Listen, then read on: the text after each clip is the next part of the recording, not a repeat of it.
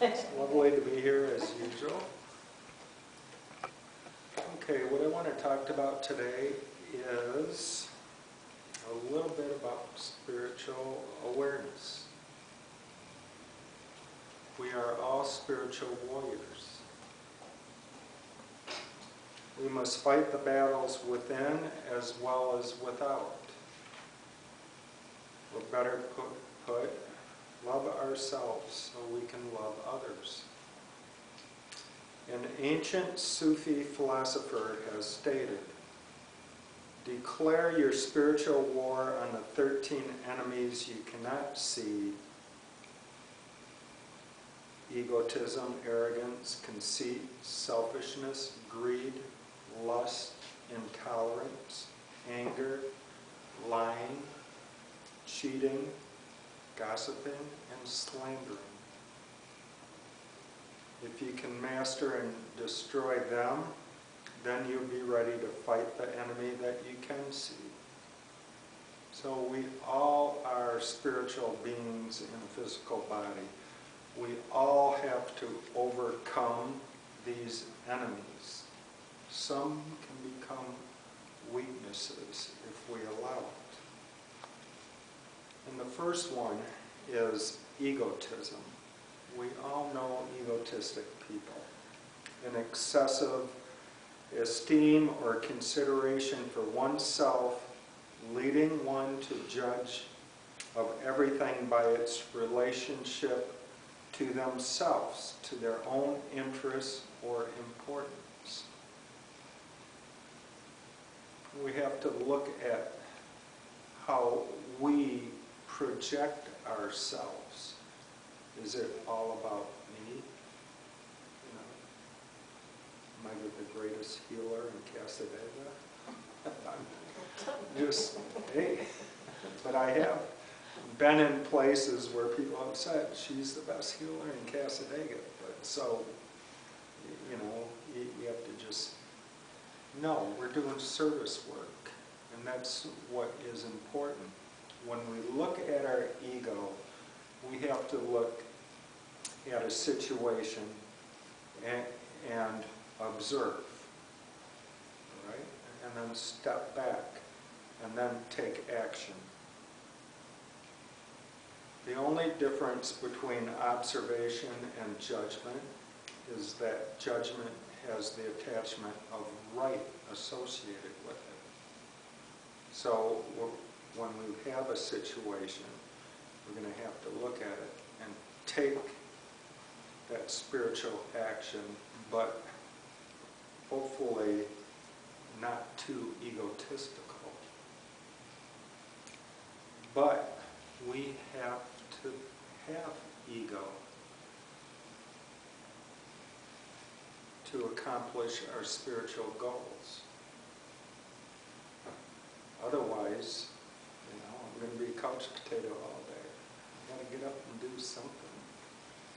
But ego is important. It's the Buddha teaches to release our ego, but it is still necessary for us to accomplish what we need to accomplish.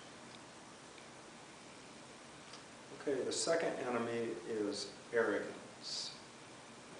Overbearing pride and contempt for others. Okay, are you better than others? That's the question. All right, am I better than anybody? You know, we all serve one truth. And that is what we need to be of service to others, for them to have an awakening or an awareness, but they need to understand what the spiritual values are. Then when we look at arrogance, am I better than others? There's lots of things that come into this. Racism and bigotry are parts of arrogance, that being better than other people. And it's unfortunately that the way that we grow up, that some of these things, that arrogance is instilled in us. And then that's one of the enemies that we have to battle.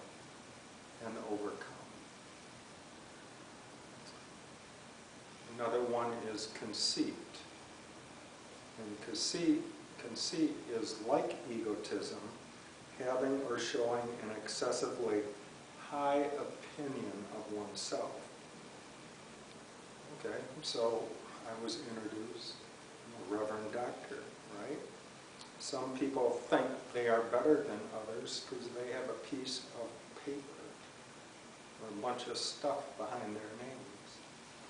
But when we really look at it, we're just like anybody else. That piece of paper only means something to somebody else. It doesn't mean anything to me. It's how we treat people.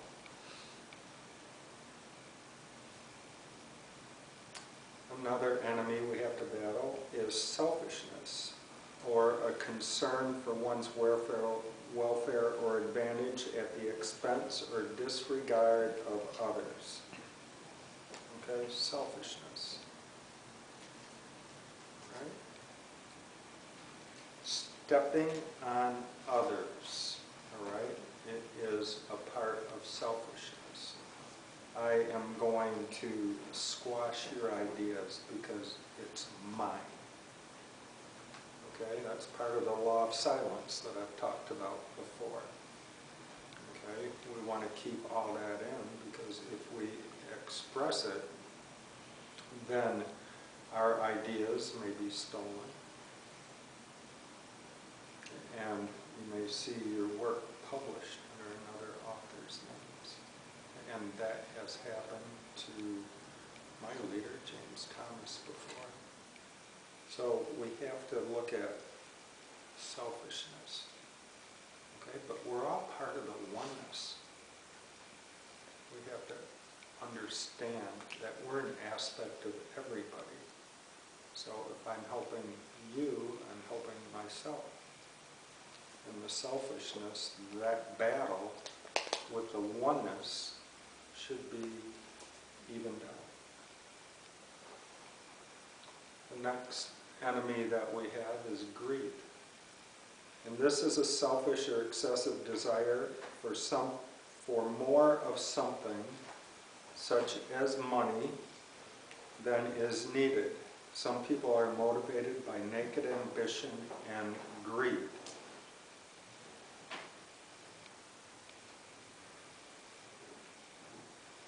So we have greed, you know, and there are some people who work in what I would call poverty consciousness. And I will, you know, be walking, and how many readings do you have today? What the heck does it matter? To me, it's like, you know, it's service work, you know, I'm helping out people. It's, if you work with the law of attraction, then you're going to be provided for the work that you do. But, you know, in healing and counseling, what we call service work, then we have to look at that greed, because some people take advantage of people. And I have to say that I have overcome this, you know, this enemy. Probably I never even had this enemy. But I'll give you an example. I know a person from Chicago, and he was wanting to be in a relationship with somebody, what I would call younger. And what does he do? He calls a Beverly Hills psychic, you know? So, and he says, yeah, I can do some work for you, send me $300.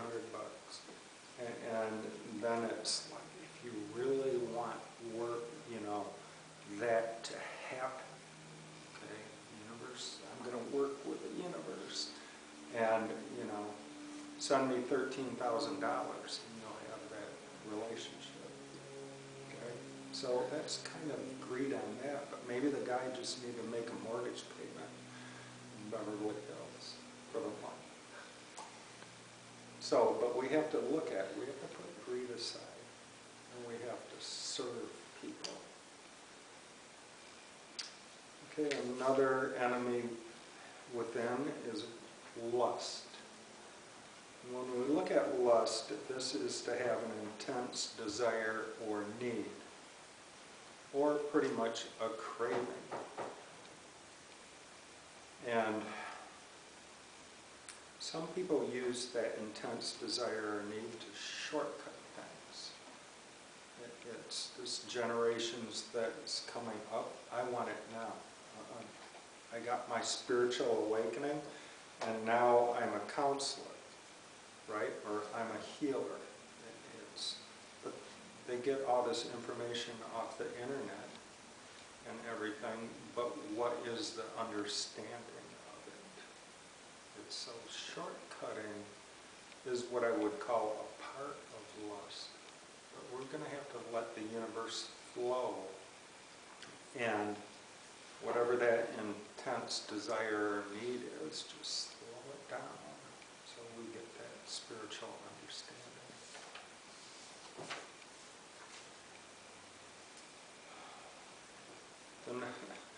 Okay, this one, intolerance. Okay, this may be one of my enemies that I battle every now and then, almost like daily. It's unable or unwilling to endure.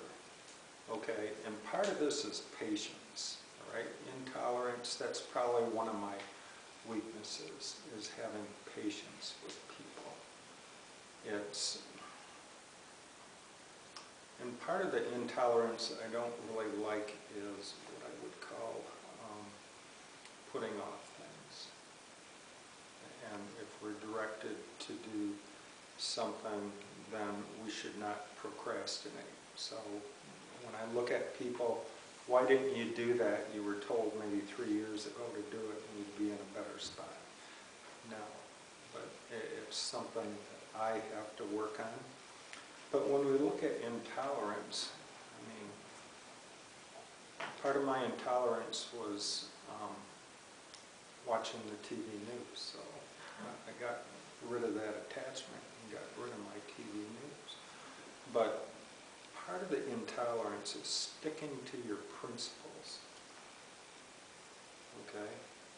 And as a spiritualist, you have to look at what are our principles. And are we going to live by them? But what we don't want to do is put up roadblocks to progress because of those principles. I'm not talking about spiritual principles right now. Some people put up those roadblocks just because of the other things, their own arrogance, their own conceit, their own selfishness, their own greed. They'll put up those roadblocks because they're intolerant to progress, but also they're intolerant to being in an uncompromising way. Okay? See that door? Right. My way or the highway, and don't let it hit your butt on the way out. Right? We've all seen people like that. Okay, our next enemy is anger. So this is a strong feeling of displeasure and usually of antagonism, which is actively expressed opposition or hostility. So anger is one of those things where we want to get into that observation, take a step back, then make our judgment, and then go forward. But anger really, to me, it's almost like a last resort thing. You need to work things out. And that's one of the enemies that I have controlled for the most part, but if my wife's watching, she may disagree. Okay.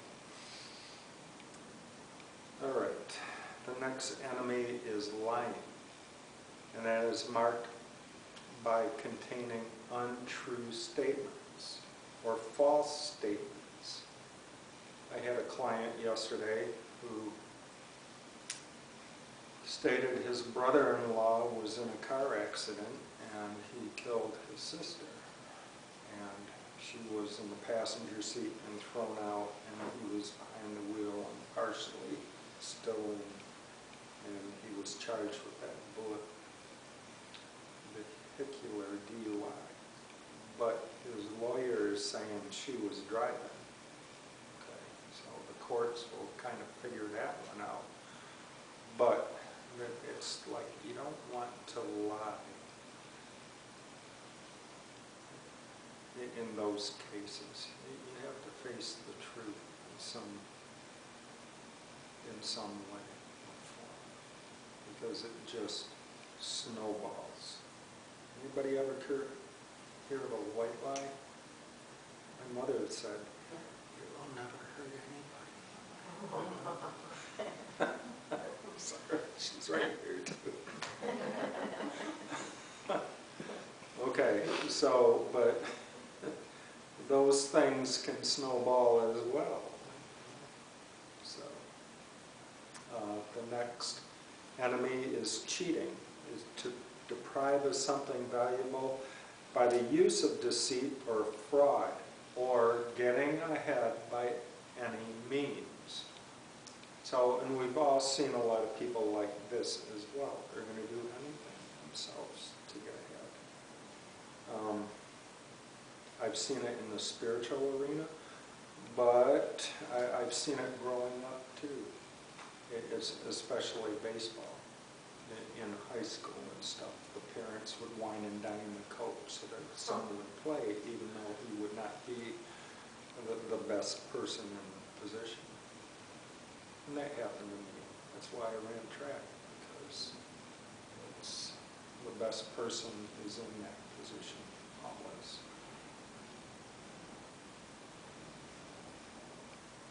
Okay, the next one is gossiping.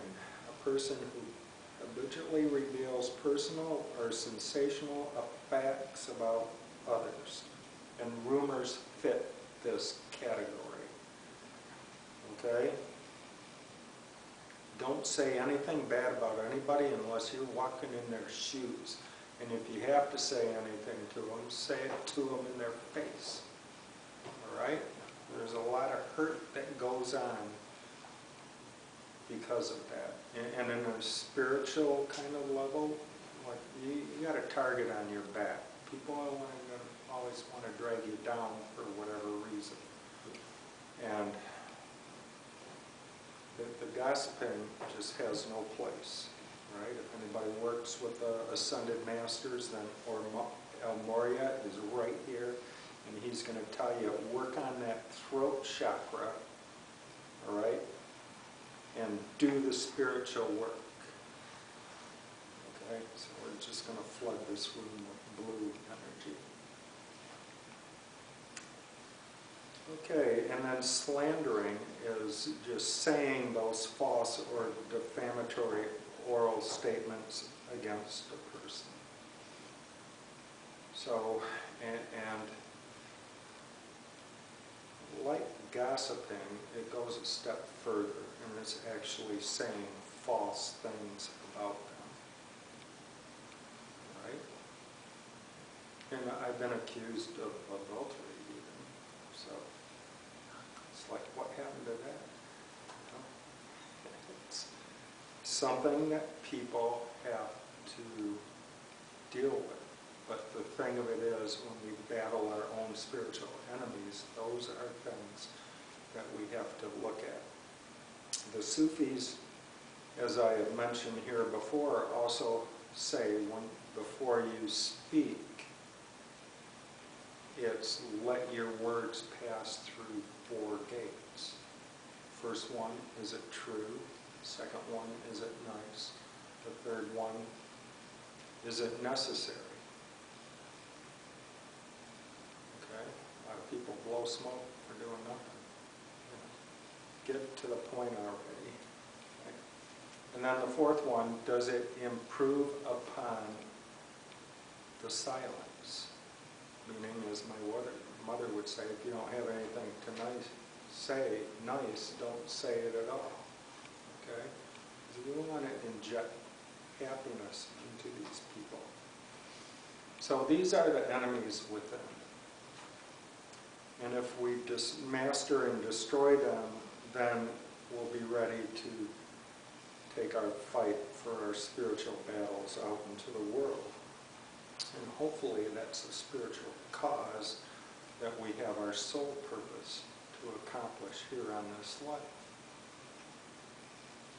But those are really the areas we need to focus on and work on.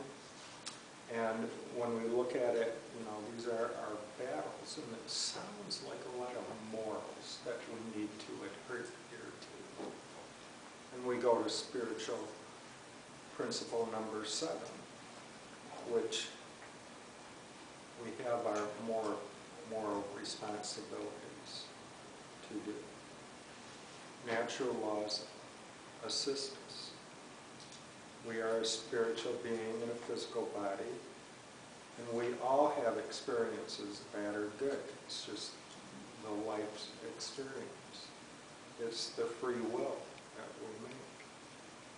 But we need to learn from those, and we use our spiritual warrior to become a master of ourselves. And we are all ascended masters in training. And by using the natural and physical laws, we can find our own happiness. And beyond that, what I call spiritual fulfillment.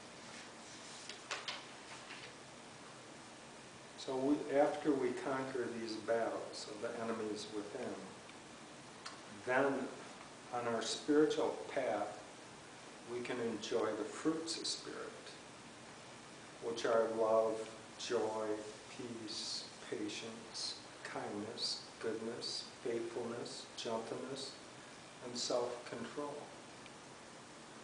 And perform these works to be of service to mankind and see peace everywhere.